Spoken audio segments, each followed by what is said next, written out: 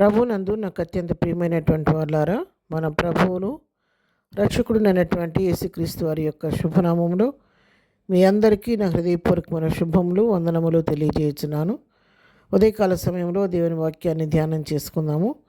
ఈరోజు వాక్య ధ్యానం కొరకు మనం తీసుకున్నటువంటి లేఖన భాగము యెషయా గ్రంథము 60వ అధ్యాయము 20వ వచనం చదువుకుందాం. నీ సూర్యుడికును అస్తమింపడు, నీ చంద్రుడు క్షీణింపడు, యెహోవాయే నీకు నిత్యమైన వెలుగుగా ఉండును, నీ దుఃఖ దినములు సమాప్తములగును. ఆమేన్. దేవుని నామమునకు మహిమ కలుగును గాక. ఈ వాక్య భాగాన్ని మనం గమనించినట్లయితే ఇక్కడ భక్తుడు ఇక్కడ తెలియచేస్తూ ఉన్నాడు, ఎవరైతే ప్రభుని తమకు ఆధారంగా చేసుకొని ప్రభు పైన ఆనుకొని ప్రభు వైపు చూస్తూ విశ్వాసంతో ముందుకు సాగిపోతూ ఉంటారో వారి జీవితాల్లో దేవుడు చేసే మేలు గురించి ఇక్కడ రాస్తూ ఉన్నాడు. ఆ విధంగా ప్రభు పైన ఆనుకున్న వారి జీవితంలో సూర్యుడి ఇకను ఎన్నడూ అస్తమింపకుండా వారికి నిత్యము వెలుగుమయంగా ఉంటుందని వారి జీవితం. వారి చంద్రుడి ఇకను ఎన్నడూ క్షీణింపడని తెలియజేస్తున్నాడు. యెహోవాయే వారికి నిత్యమైన వెలుగుగా ఉంటాడని చెప్పి దేవుని వాక్యం సెలవిస్తూ ఉంది. అంతేకాదు, ఆయన వెలుగుగా ఉండి తన త్రోవకు వెలుగుగా ఉండి ముందు నడిపించడం మాత్రమే కాదు, నీ దుఃఖ దినములు సమాప్తములగును. వారి జీవితాల్లో ఉన్నటువంటి దుఃఖ దినాలను దేవుడు సమాప్తం చేసి వారి జీవితంలో సంతోషాన్ని, నెమ్మదిని, ఆనందాన్ని కలుగు చేస్తున్నటువంటి సత్యాన్ని ఈ వాక్య భాగంలో మనం గమనిస్తూ ఉన్నాం. పిల్లరా, మన జీవితంలో మనము కూడా కొన్నిసార్లు శోధన వచ్చినప్పుడు, వేదన, బాధ కలిగినప్పుడు, దుఃఖం వచ్చినప్పుడు, కొన్నిసార్లు సమస్యల మీద సమస్యలు వెంటాడుతున్నప్పుడు విసిగి వేసారిపోయి ఈ విధంగా సణుక్కుంటూ ఉంటాము, బాధపడుతూ ఉంటాం. నా జీవితంలో ఈ సమస్యలకి ఇక ముగింపు అంటూ లేదు, ఒకటిడిస్తే ఒకటి ఏదో ఒక సమస్యతో నేను కొట్టుమిట్టాడుతున్నాను. నా జీవితం అంతా ఈ దుఃఖంతోనే నాకు జీవితం గడిచిపోతూ ఉంది. ఇక నా జీవితంలో సంతోష దినాలు రావా? ఇక ఈ కన్నీటితోనే నా జీవితం గడిచిపోద్దా?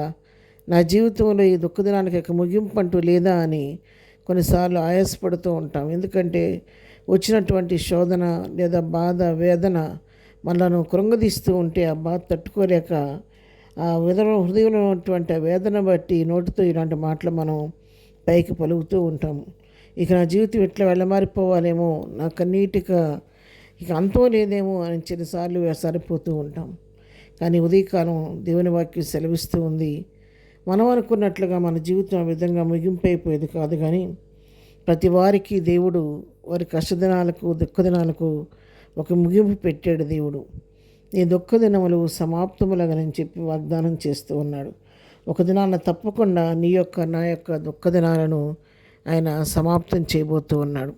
ఆయన నిత్యం విన్నాడే దేవుడు కాదు, నిత్యము కోపించే దేవుడు అంతకంటే కాదు, తన ప్రజలను విడనాడే దేవుడు కాదు. కానీ కొంతకాలం శోధించిన మీదట విశ్వాసాన్ని బలపరిచి స్థిరపరిచి వారి నోటిన నౌకలుగు చేసి తన చిత్తానుసారంగా నడిపించే దేవుడు మన దేవుడు. మరి ఉదయకాలం వాక్యం వింటున్నటువంటి మనతో ప్రభు మాట్లాడుతున్నాడు. ఎన్నడూ కూడా ఆ విధంగా ఇక నాకు సమాప్తం లేదు, నాకు దుఃఖ దినాలు కానీ వేదన పడవద్దు, కానీ ప్రభు చేపే అద్భుత కార్యం కొరకు, దేవుడు చేసే మేళ కొరకు విశ్వాసంతో ఎదురు చూస్తూ ఉందాము. మరి కీర్తన గ్రంథం 30వ కీర్తనలో కూడా మనం గమనించినట్లయితే 5వ వచనం, ఆయన కోపము నిమిషం మాత్రం ఉండును, ఆయన దయ ఆయుష్కాలం అంతయు ఉండును, సాయంకాలమున ఏడ్పు వచ్చి రాత్రి ఉండినను ఉదయమున సంతోషము కలుగును. ఇక్కడ మరి దావీదు భక్తుడు తెలియచేస్తూ ఉన్నాడు, ఆయన కోపము నిమిషం మాత్రమే, ఆ కోపము ఒక్క నిమిషమే ఉంటుంది, ఎక్కువసేపు ఉండదు. కానీ ఆయన దయ మాత్రం మన ఆయుష్కాలం అంతా మన మీద నిలిచి ఉంటుందని చెప్పి తెలియజేస్తున్నాడు. ఏ కారణం చేతనా ఒక సాయంకాలం సమయంలో నీకు దుఃఖం వచ్చినా, ఏడ్పు వచ్చినా, ఒకవేళ రాత్రంతా దుఃఖం నిలిచి ఉన్నప్పటికీ ఉదయానికి ఆ దుఃఖం మొబిడిపోయినట్టుగా విడిపోయి నీ జీవితంలో సంతోషం కలుగుద్దనే సత్యాన్ని ఇక్కడ తెలియచేస్తాను. అంటే ఏంటంటే శోధనలు, వేదనలు, బాధలు, కన్నీరు ఇవన్నీ టెంపరీగా, తాత్కాలికంగా వచ్చిపోయేవే, కానీ అవి నీ జీవితంలో పర్మనెంట్గా ఉండిపోయే మాత్రం కాదు అనే సత్యాన్ని ఈ వాక్యం మనకు తెలియజేస్తూ ఉన్నాయి. కాబట్టి ఉదయకాలం వాక్యం వింటున్నారా? మీరు ఏ హృదయంతో ఈ వాక్యం వింటున్నారో నాకు తెలియదు.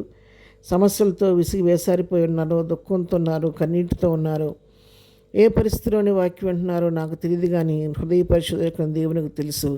ఉదయకాలం ప్రభు నీతోనే మాట్లాడుతున్నాను, నా కుమారుడా, నా కుమార్తె, నీ దుఃఖ దినములు నేను సమాప్తం చేయబోతున్నా అని చెప్పి దేవుడు వాగ్దానం చేస్తుండగా విశ్వాసంతో ప్రభు వైపు చూస్తూ ముందుకు సాగిపోదాం. ప్రార్థన. ప్రేమగల తండ్రి, ఉదయకాలం మాకు ఇచ్చిన శ్రేష్టమైన వాక్యం బట్టి నీకు వందనాలు. ఏదైనా వాక్యం పెట్టిన మా పిల్లలందరినీ దర్శించండి. వారి దుఃఖ దినాన్ని సమాప్తం చేసి ప్రతి వారి నోటిన నవ్వు కలుగు చేయండి. దినం మేము చేయి పనిపాటు రాకపోకలు క్షేమం దయచేయండి. ఇద్దరం బర్త్డే మ్యారేజ్ చేసుకున్న బిడ్డలను దీవించండి, ఆశీర్వదించండి. సమస్యలను నడిపించండి, దుఃఖలను ఓదార్చండి, బలహీనలు బలపరచండి. ప్రతి వారి పట్ల కృపిస్తరింపచేయమని యేసునామములో ప్రార్థించడి పొందుకొని ఉన్నాము తండ్రి. ఆమెన్. ప్రభు కృప సదాకాలం మనందరికీ తోడై నడిపించను గాక. ఆమెన్.